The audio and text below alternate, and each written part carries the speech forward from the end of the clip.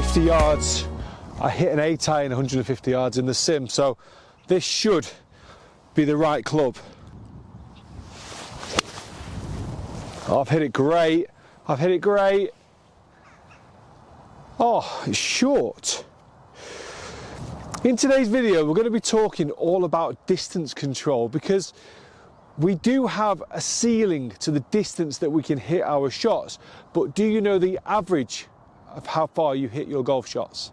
Over the past 18 months, I've been using the SHOTSCOPE watch. I've got the V5, and I've also been using the rangefinder. I've got my tags on the bottom of my clubs, and over a period of time, let's say over 5 to 10 rounds, I'm able to distinguish my average distances. So I actually may max out this 8-iron at 155 yards, but my average is probably around about 150. So it's trying to make sure that we're hitting our averages. In this particular scenario, I am 155 yards from the middle of the green.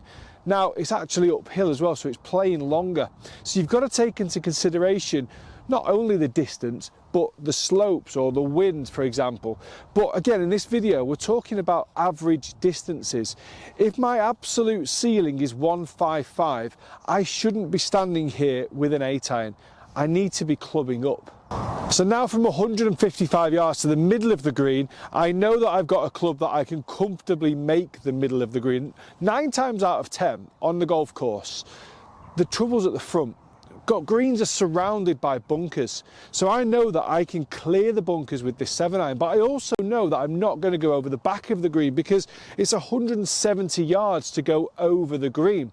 Now, according to my distances, my absolute ceiling on a 7-iron is 170 yards. So my average is going to be around 160 to 165. So I know that I cannot go over the back of the green unless, you know, I get a gust of wind or I just hit an absolute career shot, which, to be fair, when you hit a career shot, you can't be angry. You've got to be a little bit happy. So I'm not going to hit my absolute ceiling. Now, as I said before, in this current scenario, it is uphill. So it's 170 yards uphill. Let's say it's at least 5 yards uphill. So it's 175. My ceiling 7-iron can't get there.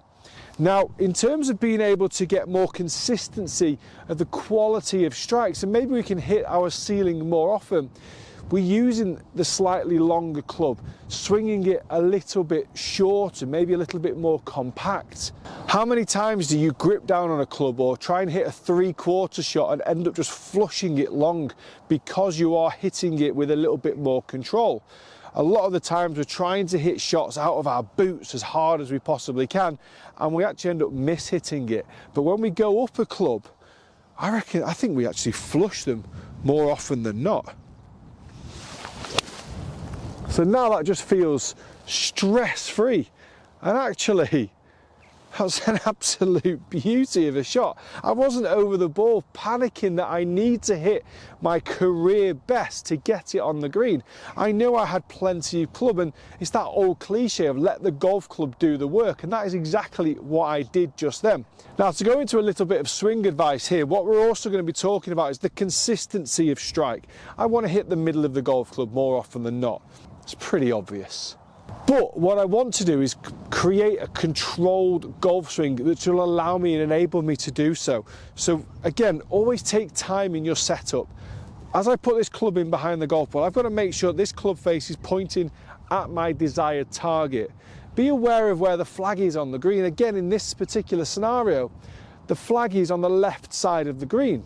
I draw the ball, so I don't want to aim at the flag, because if I draw it or overdraw it, I'm going to miss the green left. I'm actually going to aim this in the middle of the green, and if I draw it onto the flag, I look like an absolute hero. If I hit the middle of the green from 155 yards, I'm a pretty good player. Okay, so we're not always pin hunting. So get the club into the desired line that you think is best for the shot. Ball position is massively important. I see so many players with the ball position too far forward in the stance. Now, a generic ball position with this 7-iron would be a little bit more central of stance, or maybe a smidgen towards your lead side. Ball positions are a little bit more personable to you and your golf swing. So for golfers that swing it more out to in, you tend to see the ball position further forward, and golfers that swing the club more in to out, you tend to see the ball position further back. Ball position further back can also enable you to get better compression, more centeredness of strike, a little bit more of a draw bias type of shot as well, so it's definitely worth bearing that in mind. Width of stance with this mid-iron, I always like to feel that my shoulders can fit inside of my feet, and in terms of distance from the ball, let the arms hang naturally, and you know what, just push them out an inch. Let's not get too stuck up on exactly where we need to be. Let them hang, push them out an inch, so you've got a good distance from the ball, and get my hands there between the club and my thighs. Posture, I'm just going to tilt from my upper body and tilt over the golf ball, and you will see the best players in the world work like this. Every single player on the planet has a pre-shot on the best players on the planet have a pre-shot routine that they go through, and that's to make sure they get the basics right. They're experienced enough to know that the basics are the first things that desert us. After we play loads and loads of golf, we get complacent, we get a little bit lazy, or we just forget. But it's human nature.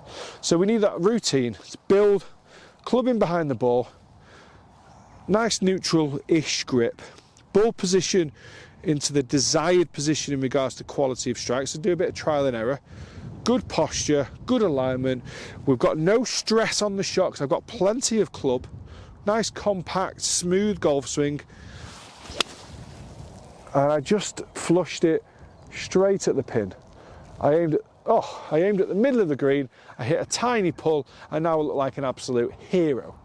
So a good golf shot, a good setup, correct intentions, but also, most importantly, knowing your distances, using your averages and not your ceilings. Guys, thanks so much for watching. Hope you've enjoyed the video. Hit the like, hit the subscribe. We're so close to 100,000 subscribers. Hit that subscribe button. See you next time.